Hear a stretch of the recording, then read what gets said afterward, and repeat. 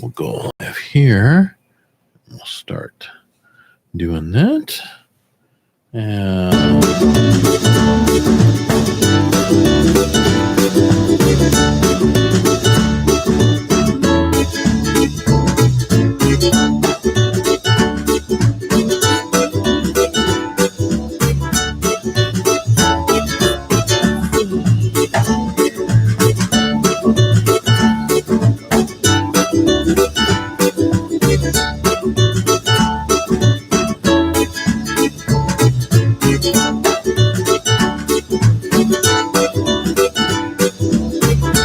all right, everybody. When you hear that music, which is actually called Funshine, that is the theme music to My Loso Lifestyle with Mary Schepp. Funshine, because she is full of funshine herself. I was going to say, am I fun and shiny? Yeah, absolutely. And depending on the camera angle, it might be shiny on any given day. You're doing fine and dandy right now. So you can go ahead and start refreshing everybody about what we talked about last week, and then we can get rolling. Your show is live and on the air. You're ready to go. So, yes, last week we talked about desserts and hidden salts in desserts because a lot of people don't think desserts have saltiness. And they do. Baking soda is sodium bicarbonate, and by nature is sodium. And then, of course, everything asks for salt. But the biggest takeaway I think that I learned, a lot of people that had messaged me said that they were shocked about the amount of baking soda because you don't think about it. You think, oh, my recipe calls for a teaspoon of baking soda, so you put a teaspoon of baking soda. But a serving size for baking soda or baking powder is like an eighth. So if it says that it's 35 or 55 or 135 or however many milligrams of sodium, you got to times that by 8 because you put a teaspoon in. So if you need 2 or 3 or 4 teaspoons for a recipe, you got to take that 8 and multiply it out and do some math because now suddenly you thought like, oh, okay, I looked at it and it says 35 milligrams. And I put what I in my brain calculate as a serving because I think, a teaspoon is not, that's got to be a serving, right? And you throw it in there and then you realize you got to take that. And 35 milligrams is the average for a reduced sodium baking powder. Mm-hmm. But you can get a no sodium version and so on and so forth. But you still got to take that and times it by 8 or 16 or 24 or so on and so on and so on and so on. Yeah, Kent was making fun of me yesterday because I was eating something that was 2,500 milligrams and there were 3 servings in the container. Yes. But it was a single serve container. Well, that's like potato chips. You look at a bag of potato chips in a checkout line. You're like, oh, I'll grab a bag of potato chips. And it doesn't seem like that big of a deal until you look at the back of the bag. And some of them are 1, but some of them are like 2, 3, 4, 6 servings. And you're like, combos? No, that is not a bag of 6 servings. It's going to sit in my lap and I'm going to eat it on the freeway while I drive down to Chicago. Yeah, like the combos with just the regular, flour, like the cracker shell. Because my wife actually loves the combos with the pretzel shell thing. She loves those. But I'm not so big on pretzels myself. I do like them, and I do miss the combo stuff. But it's one of those things that I've talked about this before, where you pick your battles. Yeah. And you if I'm going to waste my sodium, it's going to be on a nice steak dinner. It's not going to be on a bag of combos. Well, I ate your sodium for an entire month yesterday at lunch. Alex said, dude, you ate a mountain of soup yesterday. Yeah. And that's the worst thing. I ate that whole thing. I did. So. It's funny you bring up soup because when I first got diagnosed and I came home one day from the grocery store and I was so upset. I'm talking to my husband and he's, what's the problem? I said, I see this lady in front of me in the produce section.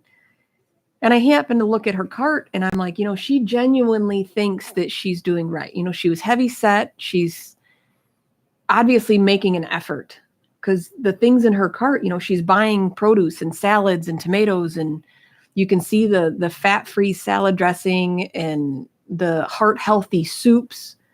And I go, I know she's going to go home and eat an entire can of soup, which is 2 servings.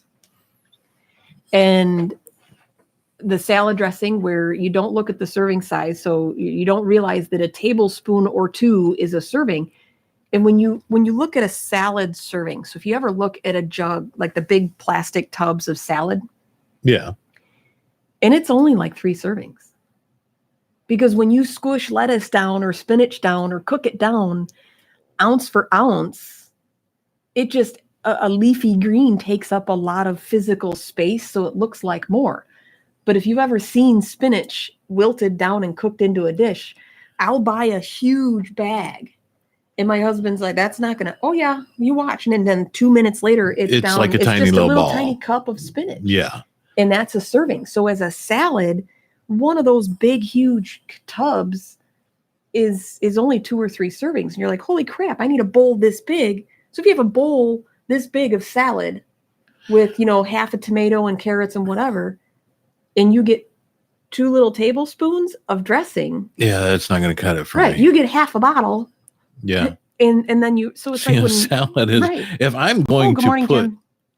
Rabbit food in my mouth, it's going to be covered in cheese. It's probably going to have some egg in it, a little bit of bacon, and probably about, a full cup's worth of dressing on there. It's just, that's kind of how I can tolerate it, really. I mean, it's just. And next week, actually, I haven't posted it yet, but next week's episode will be about salad dressings, salad fixings, salad and salads, because it's fun for me. Like today I brought, and I'll be interested. I should come back and live videotape it or something.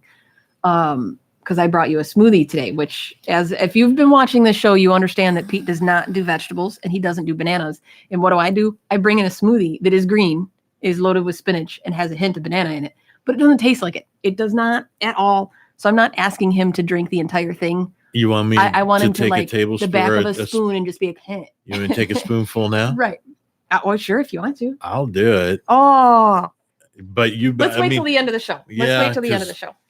We might need a garbage can. Yeah, right. If you're gonna puke and blow green smoothie chunks all over the place, I'm gonna have you do it at the end of the show. I'll do it. Right. I'll try it since you see now. Everybody's gonna stay or at least tune back into the last 5 minutes just to see you lick a spoon of smoothie. But I was really shocked that I'm not looking forward to this now. No, yeah. I don't know why I just said I'd do that. But to be honest with you, it's already making me kind of queasy. So if you like strawberries.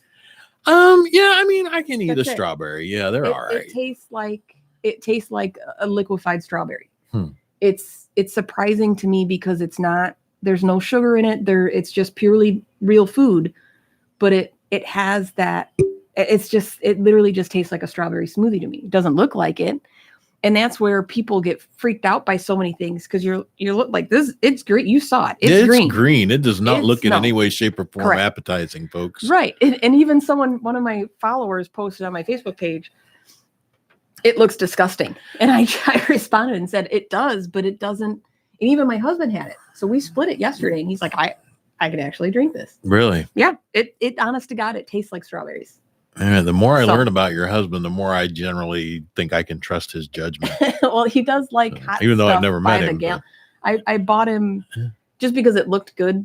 It looked fresh. I'm not an olive or hot pepper person, like to eat them. Mm-hmm. He is. And when I was at the store the other day getting I bought a new book. It's posted all over my page. And so far, and the smoothie comes from that book, is Michael Symon's Fix It With Food. Any celebrity chef who gets behind the whole, you can fix your body and get healthier purely with real food, I will buy your book and read it. And so far, I've been extremely happy with every recipe, but that's where it comes from. And I happened to see they had like this olive bar with giardiniera and whatever. Yeah. And it looked good. So I get it. And my husband's literally, I'm not even done unloading the groceries. And he's already tapped into the tub, eating what's supposed to be a condiment for like hot dogs as a salad. Well, yeah, I could see that. Yeah. Because it's probably pretty good. Right. So Alex he loves out there says that, as long as blue cheese and ranch is on there, he's good to go. But then he's blue cheese is an acquired taste, man. That's a stinky cheese. He's blue cheese is all right, and I don't love mind how blue you're about to puke dressing over a banana, but you're like, blue cheese, it's moldy cheese. I'm good with it. It's all right. Stinky foot cheese. That's kind of stuff. It's not. I mean, I don't sit there and eat that on purpose. Right. If we happen to have blue cheese dressing, I'll be okay with it, but it's not my go-to.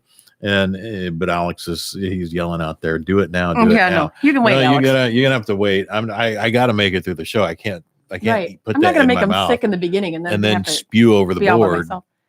And That's too funny. Yeah, But so today's show is, well, first off, let's talk about our pantry items. One of them is on the table, and it's nutritional yeast. And people don't, it's not yeast. It's not yeast to use for baking bread. It's dead. It's not going to rise. It's not a living organism. But for people like me who can't have salt, one of the things we're always looking for is cheese, because cheese is higher in sodium by and large. So most of us are stuck with Swiss cheese, and Swiss cheese is good. It's not bad, but when all you've eaten is Swiss cheese on your sandwiches, on everything else, you want a good cheddar cheese. Or if you are a stinky cheese person, if you like me, if you like Parmesans and Asiagos and blue cheeses and feta cheeses and Greek cheeses, goat cheese tends to be a little bit low, but if you're not a stinky cheese person, you're not going to eat that. And I'm not really, don't get me wrong, I'm not a stinky cheese person. My cheese go-to is American, Colby, which is super high. Colby cheddar, which is good. And then just regular cheddar, whether it's mild or sharp. And that's, and then provolone on the occasional sandwich, I don't mind. And then of course the mozzarella on pasta or pizza, what have you. So that's about it. I'm kind of out on the cheese after that. Nutritional yeast, because of the nature of it, it tastes, so you can put it on popcorn and it gives it a cheese type taste. So it's not, and again, I never ever say that any of my recipes are going to taste like they're salted. Some do, but you're looking for flavor. I'm not looking to substitute salt, because salt is salt. You're not going to substitute it. It is what it is. Same with cheese. You're not going to substitute cheese, but you can get pretty darn close. And if you haven't had cheese in a year or 6 months or weeks because you've had to have a diet change, and now suddenly you get popcorn that tastes kind of cheese-like, you're going, holy shit, this is the best thing since ever. And you're going to eat popcorn for a week straight because you're so excited that you've been living on bland food and now you found something. And that's the nature of what we do is you find these things to make up for what you're missing. Yeah. And I totally get that. I can understand that. I really can. The dips that I made for you guys back on the dip episode. Oh, that was good. The only salt that came from that, and it's not even salt. Especially the one that was kind of like spicy sweet. Right. That was so good. That was really good. That was like a mock Jezebel dip. That was really good. But they had nutritional yeast in them to bring in that salted flavor that you don't get. So it's not necessarily always a cheese component, but it does help, especially with dips. Another side note on cheese, since we're talking about cheese real quick, a lot of people don't realize they eliminate cheese because of the lactose. Like if you're lactose intolerant, like a lot of people are, but cheddar cheeses and hard cheeses like that, like Parmesans and stuff like that, the hard wheel cheeses. Oh yeah, we do Parm too. Yeah. Okay. They're lactose free. No, I didn't know that. So if you have an issue, how can it be lactose free if it's the way cheese? It's processed? Because you curds and whey and all this stuff and whatever. If you have issues with lactose through the processing of certain hard cheeses, that lactose is reduced or almost gone. So I have issues with lactose. I don't drink a lot of milk and I don't eat a lot of dairy products per se. But by having the cheddar cheeses and the hard cheeses, and the same with animals, like people feed the cheese to their dogs and cats all the time, mostly dogs. They're almost predominantly lactose intolerant. I don't think our dogs get any of that kind of stuff. A lot of people. I think Mary Catherine's pretty well. She makes her own dog food and stuff. You guys treat your animals pretty good. Yeah. So yeah, we do. Way better than they should be. A lot of people don't know that. So if you have a problem with lactose and you want to give it a whirl, try testing like a cheddar cheese or a hard cheese or a Parm cheese, and you might be able to tolerate it a lot better. So today's show is what if you can't cook? Well, yeah, and that kind of goes right back to what you opened with about the lady buying the soup in her cart. Right. Maybe she's not a great cook. You don't know. What are you going to do? When I first got diagnosed, and I still say it to my husband all the time, what do people do that don't know how to cook? Like if you go all your life eating out, processed foods, TV dinners, made pizzas, all of these things, and you can get processed stuff that isn't as bad. If you read the labels and look at your ingredients, you can get frozen foods, full meals and stuff like that, depending on the maker and the vendor, especially these days. So many different products are geared to be that, with the whole holistic movement, are more natural products. But the majority, by and large, is crap. Like when you look at a box and there's a list of ingredients that you need to sit down and make a cup of coffee to read through it, and you Google half of it to be able to pronounce it. Yeah. You probably shouldn't be eating it. No.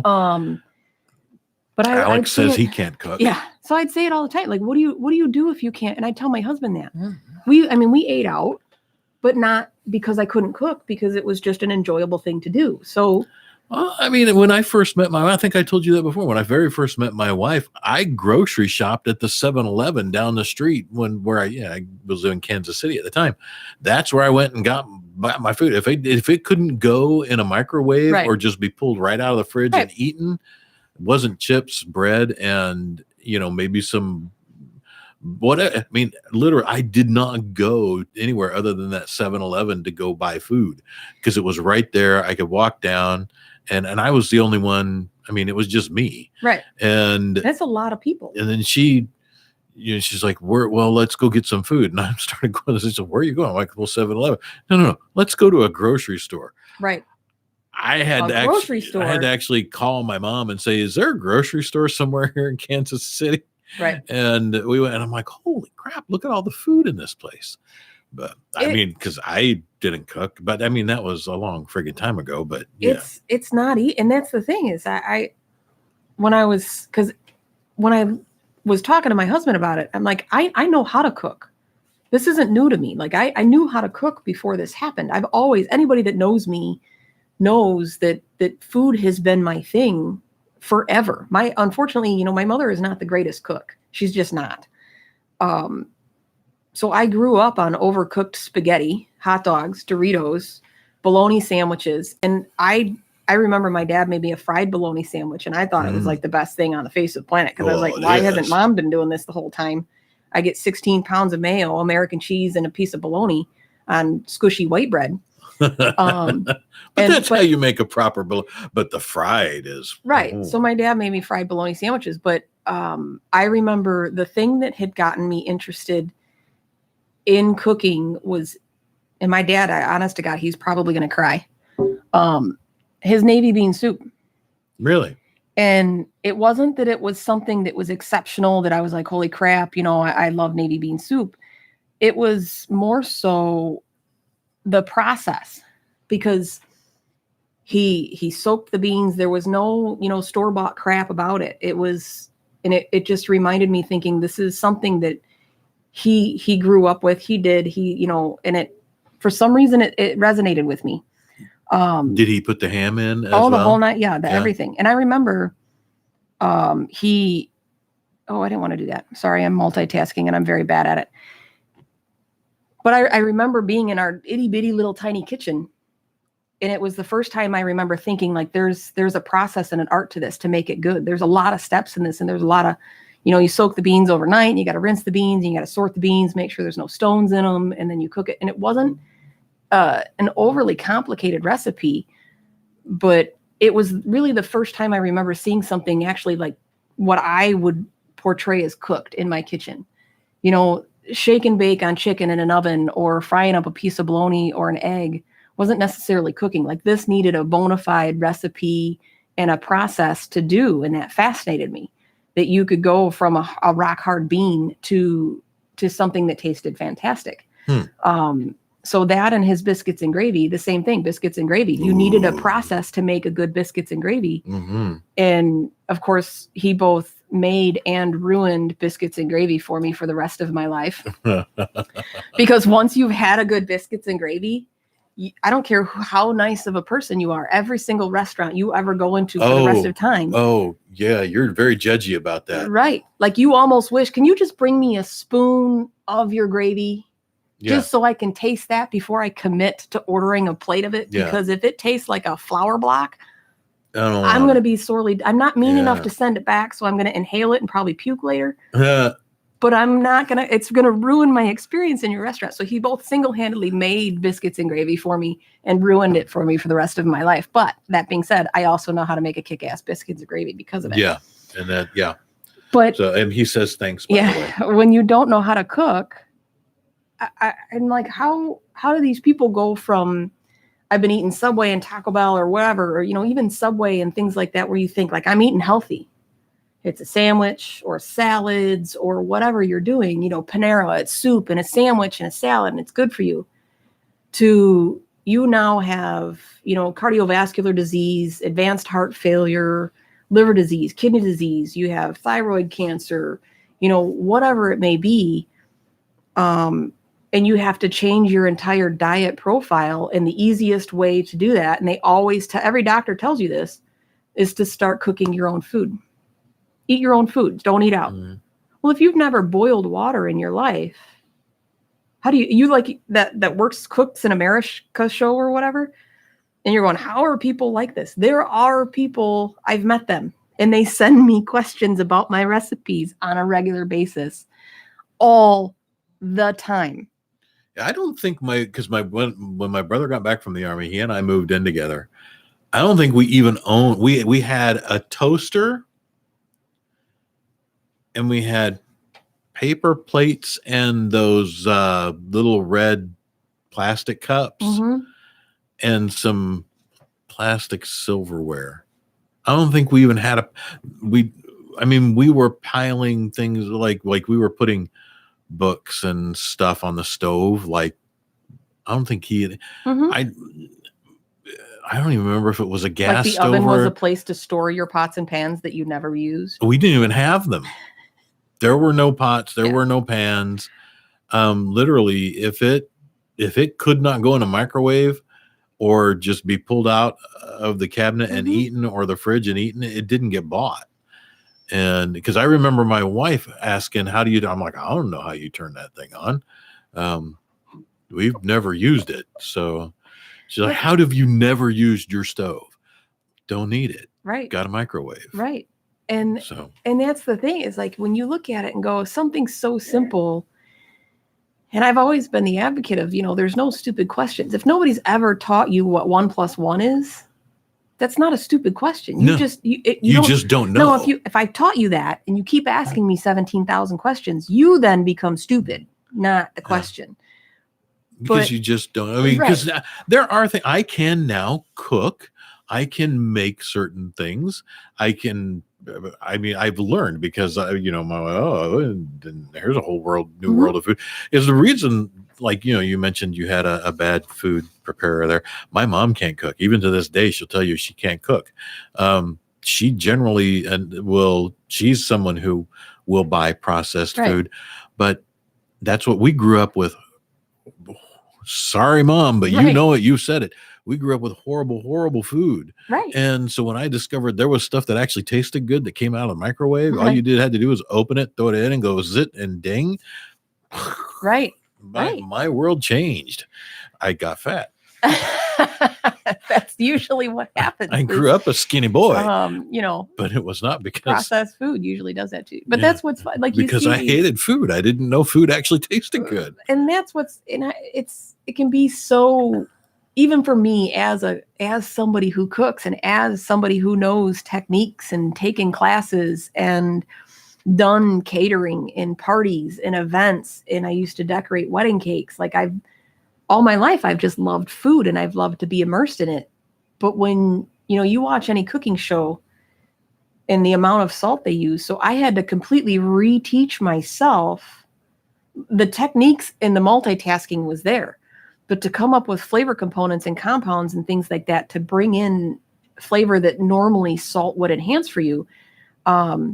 So I get it. When people are saying, you suddenly have to cook when you never have, where do you begin? That's like riding a bike. As a child, you're taught the process. You're exposed to it. You're exposed to others that know how to ride a bike. You're given training wheels. You've gone through this process to be exposed and learn these things. So if you've never been exposed to cooking, if you're not from a cooking family, or if you've never been involved in it in your house, at an early age, now that as an adult, if you've never seen or touched a bike and someone says, I want you to balance on that and use your feet to push these pedals. Oh, they'll look at you like you've lost your damn mind because you're balancing on a tire that's this wide. Right. And you got all of this. Right. You know, even as a kid, I remember being terrified of learning to ride a bike. And then suddenly, you know, one day I'm looking back and there's no one there holding it up and I'm actually just going. I'm like, oh, I'm doing this. And it's the same process with food is you need to start simple. You need to start. So there's a couple different things that I say. You don't take on all of it. It's the same with low sodium. You start with one thing. What do you like? Do you like tacos? Do you like pizza? Do you like whatever? You start simple, and you don't start with the 6-page recipe or, you know, whatever. If you're Italian and your grandmother's got a manicotti recipe that takes 3 days to make with homemade sauce and homemade noodle, you don't start there. You start somewhere simple and say, you know, okay, I like pizza or I like grilled cheese sandwich or whatever. Manicotti. Oh, my wife's, her dad's mother had made that and she learned how to make it. And oh my God, it's so good. Yeah, I make that stuff cooks all day long. Yeah. Man. It's like, oh. It's fun for me because my husband has a tendency when I say, you know, let's make something different. What do you want for dinner tonight? And he'll come out with like, what, your manicotti? Let's make your manicotti. That was really my spinach and chicken stuffed manicotti is like a 3-day process. No. And that's what the other one he likes is the ropa vieja, which takes like 7 hours to cook. And see, when you don't even know what foods are like, I never actually liked Italian food. Because of course I never had actual good Italian food. So it took a long time for me to develop a taste for it. But I remember when I first got together, I went to work one morning. She was all excited. She's like, you know, I'm going to make this for you. You're going to love it. It's going to be great. And I went to work and I'm talking about because I'm like, I don't even know what this is. And this was back before internet, folks. This is that long. You can't just look it up. Yeah, you can just look it up back then. So I'm walking around. I'm like, I don't even know what it is. Somebody goes, what is she making? I'm like, mustard cannoli. They're like, what? Mustard cannoli? What the hell is that? Oh no, but that's what she's talking. Turns out I got it wrong. She was going to make mustacholi. Yeah. And you know, so I'm sitting here thinking I'm eating mustard cannoli. That's funny. I'm not a big fan. I mean, mustard's all right on a sandwich, but I don't even know. And I didn't even know what cannoli was. Now I do. And cannolis aren't that bad. Right. Cannolis are fantastic. But that's funny. Yeah. But so that, I mean, one of the tips that I've given a lot of people who are starting out and trying to learn to cook, and like you say with, you know, you didn't even use your oven. No, didn't even know how to turn it on. So a good place to start is a counter grill, like a George Foreman grill or a Hamilton Beach. It's a little tiny, looks like a panini press, if you know what that is. But it's just a grill on both sides and closes down like a clamshell. Yeah. So I think we have that. It's, you know, I would say just if you have a grill, start with a grill. But grilling itself takes technique as well. But when you have one of these little tiny counter grills, it fits right on your counter. They're super healthy. And most of them come with a little tiny recipe book with a couple of basics: grill a chicken, grill a burger, grill a steak. So you can start with something simple. So you can buy a bag of vegetables. Again, I know it's a bag of peas or broccoli or whatever, and you think I don't have to pay attention to the label because it's a bag of peas. But I can guarantee you that 9 times out of 10, you look at the back of that steamer bag and it says there's salt in it. So you always got to pay attention to the label. But you can buy a bag or a can of vegetables and a piece of chicken, and you throw that chicken on that little George Foreman grill or whatever grill you purchase. I think there's a Hamilton Beach one at Home Depot. It's only like $50. So it's not a $300 grill investment or pots and pans or anything like that. And it's literally 4 or 6 minutes. You throw a piece of chicken and close the lid. And by the time you've put your vegetables into a bowl and microwaved them, you now have a perfectly good grilled chicken and vegetable dinner that you've made yourself. So it gives you a sense. It cooks that quick? I thought chicken took a long time to cook. Not when you have a grill on both sides. So if you're on a grill, you might have to cook it 6 minutes on one side because it's cold on top. Yeah. And then 6 minutes on another side and it's cold. Those little grills are a grill on both sides. So it's cooking it from both sides. Right. Okay. Duh. So you cut the cook time in half. So a lot of times it's not, and it's like a waffle thing. Right. Yeah. So people say, well, I have a whole family. Yeah, but chances are you're the one who's restricted and the rest of your family can eat whatever they want. So until you learn how to cook a meal that isn't going to kill everybody, you can start, and you can buy some of those grills that you can fit 4 or 5 pieces of chicken or steak on them. They don't have to be a little tiny independent one. So yeah, because I think we have a waffle maker thing. I think we have something like that. I know we have just like the flat, right, the like griddle. The griddle where you make right. The and you can use those too. Yeah. A lot of them have a flat surface, like the cast iron. I love my cast iron grill plate. A lot of them are flat on one side and they have the ridges on the other side. So you can do pancakes and stuff like that on one side, and you can do steaks and chicken and stuff like that on the other side. You really need to make sure that your indoor oven vent is installed properly and functioning if you're going to use an indoor griddle plate, because like a grill outside, they will smoke, they will flare up, and you need to make sure that you have proper ventilation, because if you get a grease fire in your kitchen and just the grease alone is going to smell horribly bad for a long time if you don't vent your kitchen properly. But we'll leave that for another home building show that I haven't started yet. Yeah. But up next. Right? Yeah. Home building with Mary and tips. Those little stove or countertop grills, though, are fantastic, because even grilled asparagus or zucchini or all of these things that you can put on, grilled fish, they're inherently very easy to use. You literally close the lid and push the button. So it's an introduction into being able to cook for yourself and then you can experiment with different seasonings. You can use lemon pepper or, the Dax blends that I had on. Mm-hmm. You can try all these different things, and it gives you that simple place to start without being overwhelmed. And the other one is crock pots and Instapots. Same thing. Those come with a little tiny booklet that says, this is how you use it. This is how you don't start a kitchen fire. And you don't start a kitchen fire. And here's our safety protocol. And by the way, here's 6 or 7 or 20 different recipes that you as long, again, you pay attention to your labels, and you go out and you buy a bunch of cans of stuff and throw it in a pot, and you have flavor. Worst case scenario, if you're low sodium and you make it yourself and you're like, this is pretty bland, and you put a couple sprinkles of salt on top when you're eating it, you're still getting way less sodium than if you seasoned it while cooking.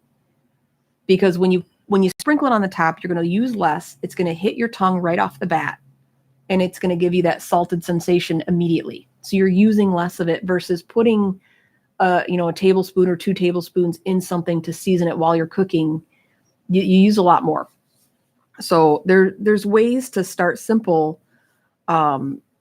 without being super overwhelmed. And then you have this sense of accomplishment of you actually, even if it's just a piece of chicken and you've never cooked anything in your life. Like if you've ever actually watched those Worst Cooks in America show, when they finally create something that's edible, they're probably overjoyed. Right. I've never seen it. You have to, literally there's people who like, same as you were saying, like, I don't know how to turn the oven on. And now you want me to follow a 2-page recipe to make a thing? Like, how do I boil water? Like they turn the stove on and they've got the pot sitting there, and then they go to grab the pot and the pot's hot and they got to fill it with water, but then they fill a hot pot with water to boil the water, but then the pot steams because the pot's hot. And it's just this comedy of, if you've never multitasked in a kitchen, you can go, I can totally see why some people just burn the thing down by walking through it. Yeah. So, you have to start small, pick something small. And whether you're a chicken person, a fish person, or a vegetable person, those little countertop grills are fantastic. Another cheat, and I've talked about this before, is the rotisserie chicken at the grocery store. Okay. Most groceries have them. Even small mom and pop places have it, where you can buy a pre-cooked rotisserie bird.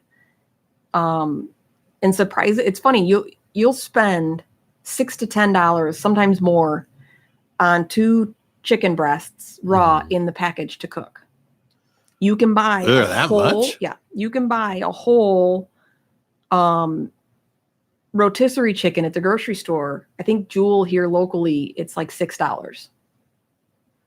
If you buy a whole bird for a whole chicken, right, if you buy a whole chicken, you can get them anywhere from $4, $5, or $6 for the whole 6-pound bird, which will feed your whole family. Of course, you got to learn how to cook it. So again, start simple. Don't go that route simply because you're looking to save money until you actually master turning your oven on. I've smoked chickens and I've smoked turkeys and I've smoked. I'm on the smoker. I'm pretty good. My wife really is. She's even yesterday.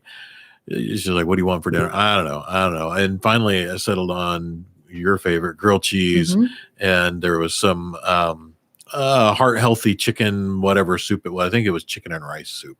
And I'm like, don't worry about it. I can cook it. She hasn't been feeling that great for a while. But she's like, no. She's like, well, you can cook it, or do you want it to taste good?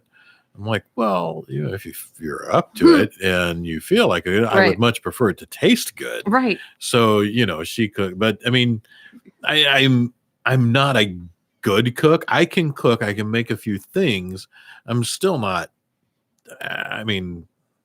Right. People don't come to me and go, "Oh, Pete, would you please cook for me?" Right. They go, "Oh, you're cooking?" Well, and you don't think about it, but when you why is 2 chicken breasts more than a whole bird? Because somebody else is skinning it, cutting it, deboning it, processing it, cleaning it up, and putting it in a package. Yeah. So, and Stephanie says that, you can get Sam's Club rotisserie chickens for $5. Now, their birds, a lot of the birds are brined. Or seasoned. So even if they start with an unbrined bird, like Jewel has plain ones and seasoned ones. And again, they're all $5 or $6. So the seasoned ones, even if I go there and there's none of the plain ones, the seasoned ones are only like 135 milligrams of sodium per serving. So they're not that high because they start with unbrined birds.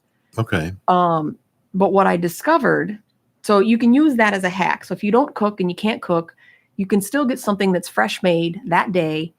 And Jewel actually, after the day is done, because they don't just throw them away, they pick the meat off of all of those birds and put it in a little 1 pound tub. And I'll go and you can buy that after the fact. But you can use it for chicken salads, chicken sandwiches. Is that a little more pricey then? No. No, really? Huh. No, at the Jewel, it's the same price. Steph says Sam's Club, Steph Connolly says Sam's Club, you can get the rotisserie chickens for $5.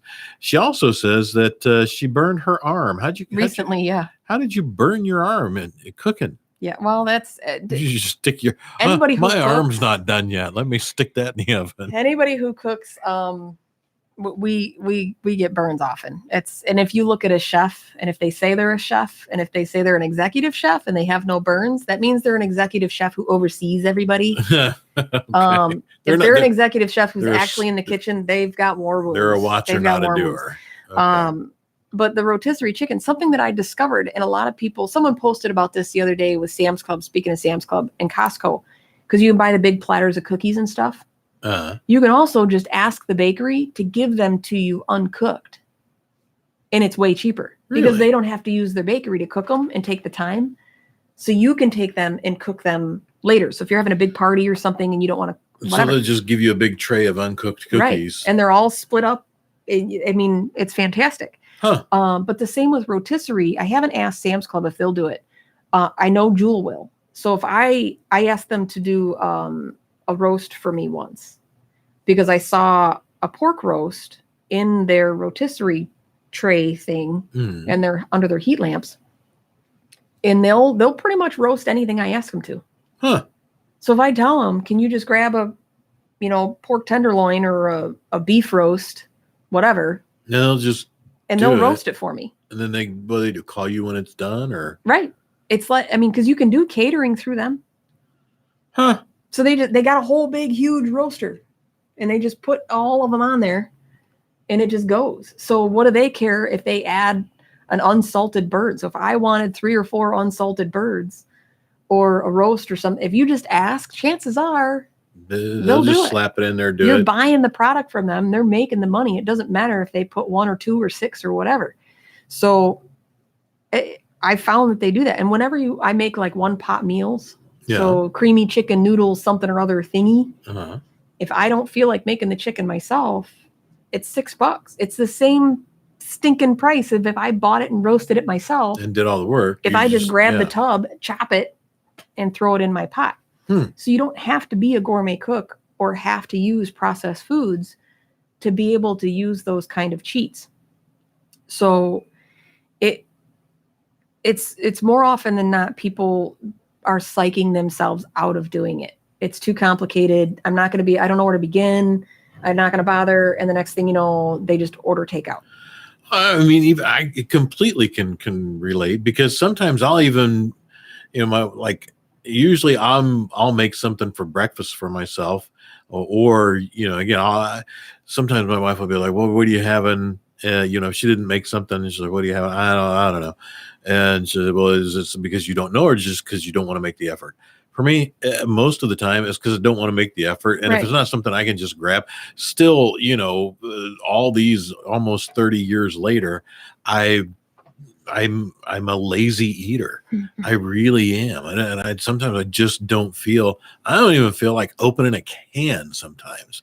I just want the food to go from there to there and there, and then I'm done. And there's a lot of people like that. And I don't deny that. I love food. And I know that everybody's not going to be me. Everybody's not going to, the kitchen is not going to be their happy place.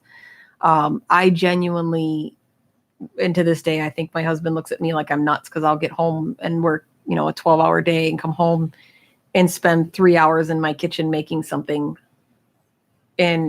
And he's like, just do something simple, get this, get that, or whatever. And you don't have to feed me. I'm not doing this for you. This is like my downtime. Because on top of everything else, including this show, a lot of people know you still have a full-time job. I do. I run a store that, so I work my 60, 70 hours every week.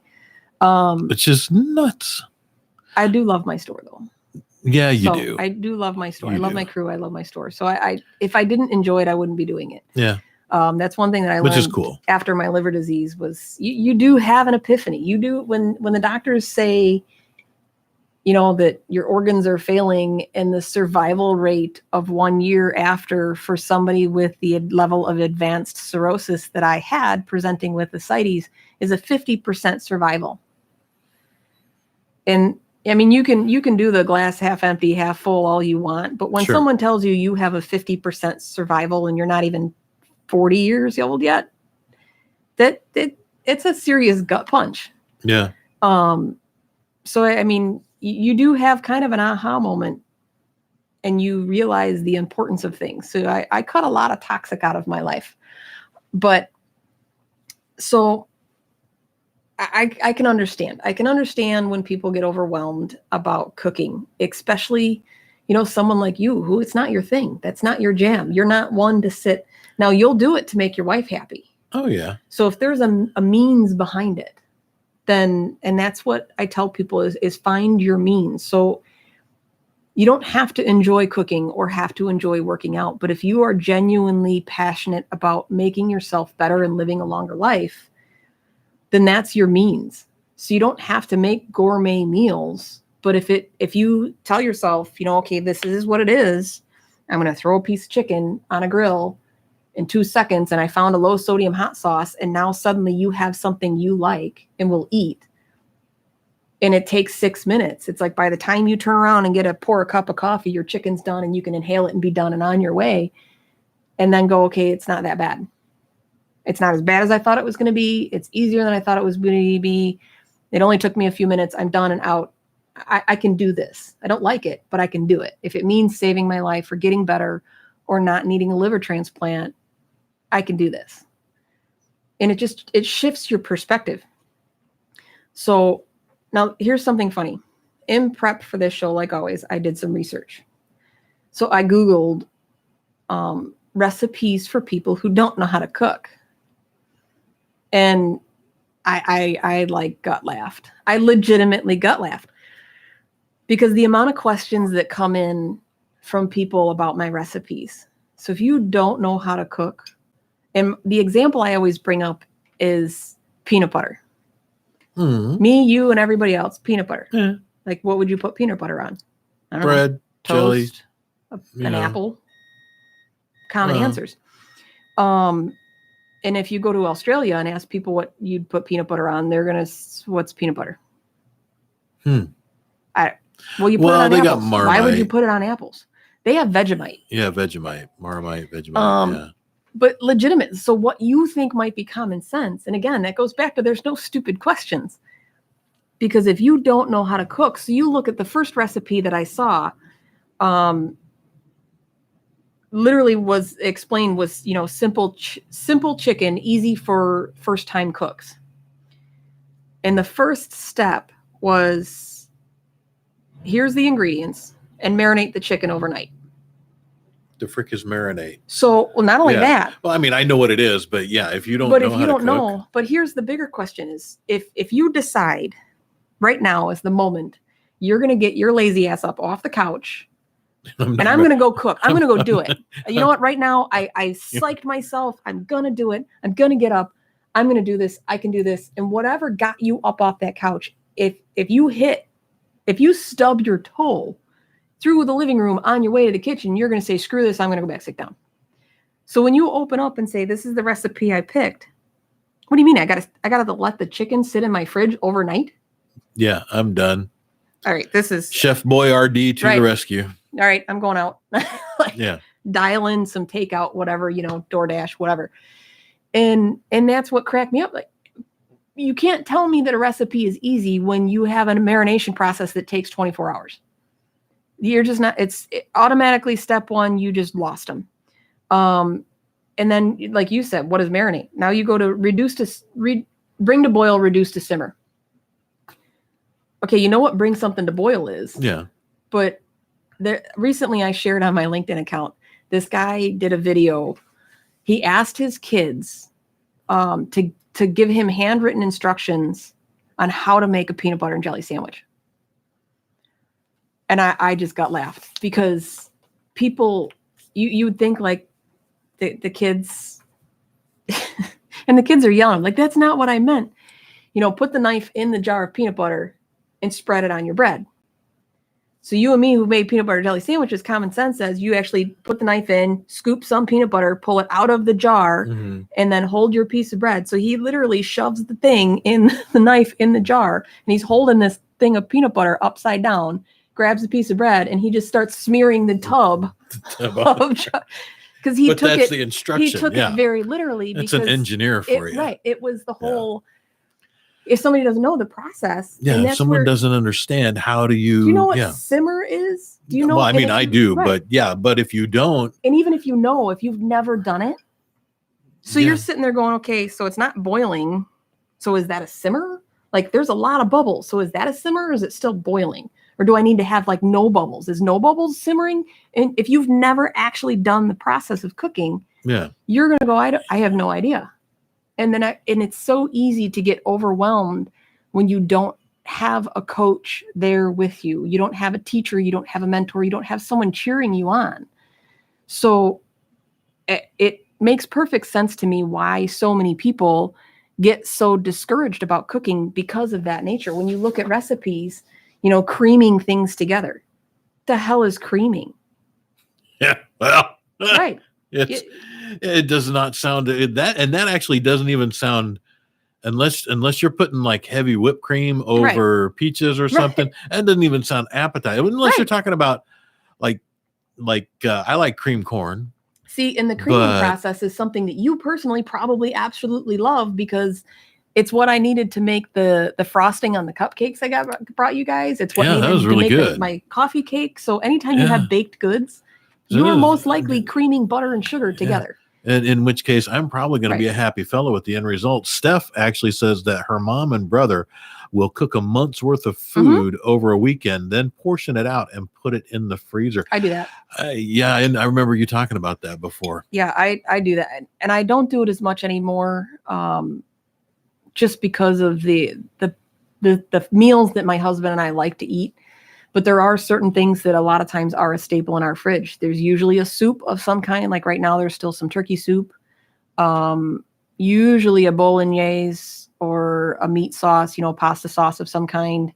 And then he's demolished all of them. We had stuffed peppers for quite some time just because it's an easy thing for him to, when I'm not home, if I'm working and he wants dinner, he can just throw it in and it's a couple minutes in the microwave. But so when you're cooking is a multitasking thing, and people will say I'm good at multitasking, but when you have fire on your stove and you got to cut things up and things are burning. And then the next thing you know, your smoke alarm goes off or you like me, decide to take a shower real quick while the turkey's in the oven and your sister lights your oven on fire. That's always fun. And that's not the first time you've brought that up on the show. So that's obviously a sticking point for you. Yeah, no, it was my brand new Fisher Paykel double oven in our brand new house, first Thanksgiving, and all of a sudden, I have my sister screaming that we got it out. What do you got? Well, you got what out? There's just a little fire. just a little bit. That's fantastic. Just a little bit of fire. That's fantastic. We're coming up on just about the 10-minute mark. So I can go get a spoon if you want. Yes, I'm going to talk about a couple while he's getting some stuff. So, something that is easy when you learn how to cook. And Jim Anderson says you can Google or YouTube the world, which is true.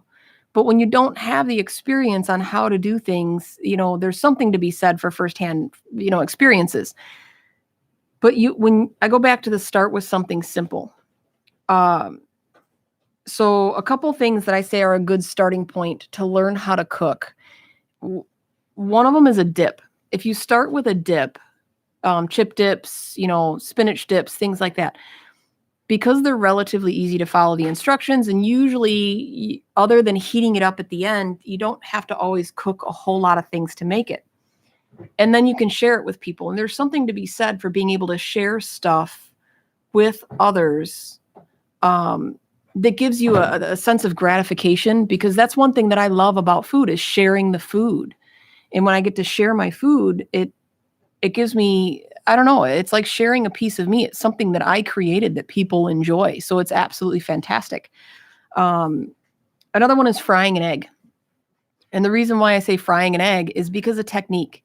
So when you learn the different, the first time you fry an egg, and if it's crappy, because your pan's not hot enough, and you learn that technique of how hot is too hot, when your oil smokes and all that other kind of stuff. So, I'm going to make it back to my seat here, but this is, no one can hear me. Oh, no, probably. I can see. But, that's green. That's very green. It's green.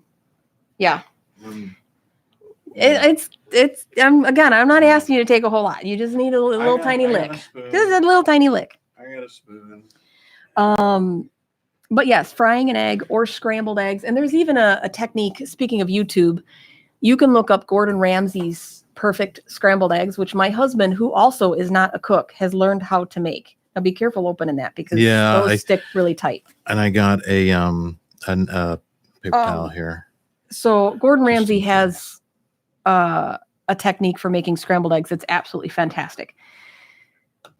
That being said, it's a technique. So it's something simple. It's something inexpensive, because if you ruin it, big deal. You threw away an egg. You know what I mean? You didn't waste 16 different ingredients. You wasted one egg. It's not that big of a deal. The other one is my absolute personal favorite that you just mentioned is a grilled cheese sandwich. Ooh. So cook a grilled cheese sandwich. This is very banana-y. Oh, is it? Oh, well, one little lick. One little tiny lick. And you'll be surprised how strawberry it is. And you don't even have to take a spoonful. Just dip the back of a spoon in it just so you can actually taste it. Look at that thick. It's a smoothie. So grilled cheese sandwich. We still got 7 minutes. Grilled cheese sandwich. I may take all of those to get this done. Okay, just suck it up and do it. Yeah, just suck it up and do it. It's not a big. It's more strawberry than anything. It really is more strawberry than anything. And I don't care what anybody says, and I don't care if you puke it up, because at least you tried it. And that's all I ever ask. Like when people talk about their kids. Kent, we got a special something for you here. Kent will probably love it. He probably drink this whole tub. Yeah, it's really good.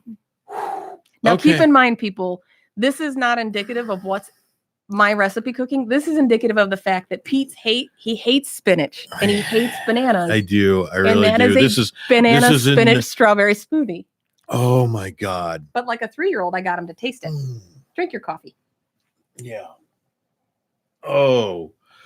So grilled cheese sandwich. last week you guys were talking on the loaf about grilled cheese, and someone said mayonnaise. And I had commented about mayonnaise. The perfect grilled cheese sandwich is if you put the absolute lightest coating on the outside of the bread. So instead of frying it in butter, because for years I made the soggiest grilled cheese sandwich ever. And I can cook lasagna. I've won contests with my chili, and I can't make a flipping grilled cheese sandwich because the butter would soak into the bread. Hey, Terry.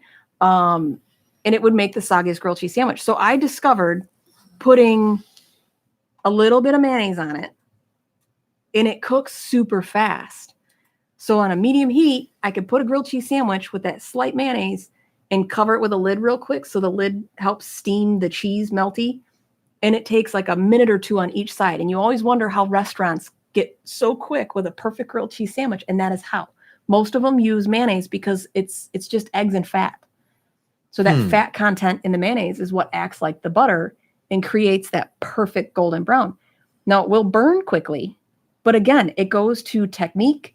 It teaches you patience, and it's something that's fantastic. So if you can master making something as simple as a grilled cheese sandwich, you just taught yourself cooking at a very simple level that gives you a sense of accomplishment, and it changes your perspective in your relationship with food. And that's what usually it's about, is having a bad relationship with food, of not being able to cook or not being exposed to foods or try new things. Because you never know. Or pizza. Pizza is a great one because in its simplest form, you can buy a pre-made dough. So if you buy a pre-made dough, you put your stuff on it, and you buy all this stuff, and you pay attention to the ingredients, you can still make your own pizza and feel like you did something. And then once you're starting to feel ambitious, if you want to try making a dough, pizza is the best way to get introduced, in my opinion, into the bread and dough making world, because it's a very simple dough.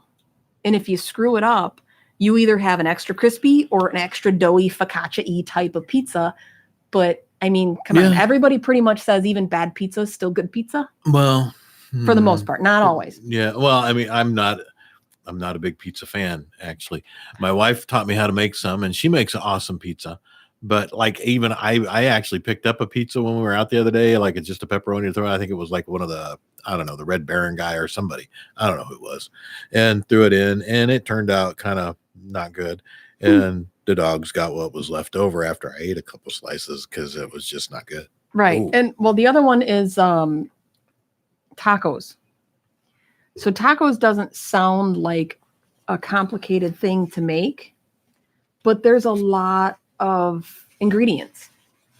So it doesn't inherently seem like it's hard, but to make, you're really only cooking the taco meat, whether it's beef or chicken or whatever, you're really only cooking the taco meat, but it's multitasking.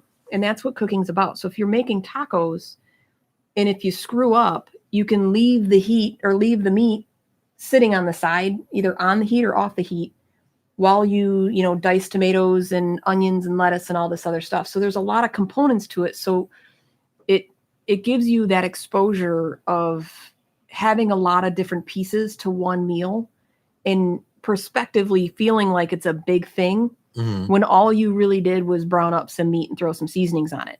So it's not an overly complicated cooking dish. True. Yeah. But you still have, like, if you like a good taco, you've got, even though it's just guacamole, when you make the effort to say, okay, I'm going to take the guacamole out of the tub and put it on a bowl, and I'm going to dice up onions, and I'm going to, cut lettuce, and all of these things, you have a lot of components to one dish.